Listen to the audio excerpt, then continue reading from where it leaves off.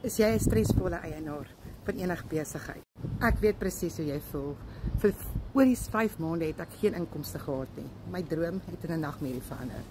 Ek het 'n gastehuis oopgemaak en stilsierend beteken geen inkomste nie.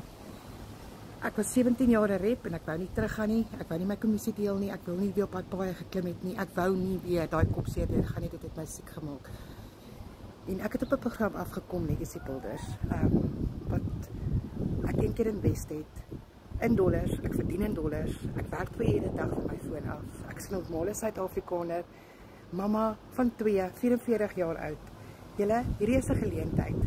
As jy rond in die aande en jy weet nie meer wat ek kan toe nie en jy het net meer uitgawes as inkomste en jy werk jou gat af, jy is nie lui nie. Ons kom op daai punt wat ons nie meer weet wat ek kan toe nie. En hierdie is 'n geleentheid vir jou om jou hele lewe te verander van jou voetjie af. Jy gebruik klaar, baie jy is klaar op social media. Verander dit in 'n inkomste. 17-jariges doen dit. Ons het vanaand 'n webinar. Kom join ons, kom vra jou vrae. As jy onseker is en jy weet nie hoe of wat nie, kry daai clarity uit jou kop uit, kry jou mindset reg, want hier is 'n opportunity. As dit vir my gewerk en vir oor die 6.500 mense in Suid-Afrika kan dit vir jou ook werk. Sê vir my yes en ek kry daai link by jou uit.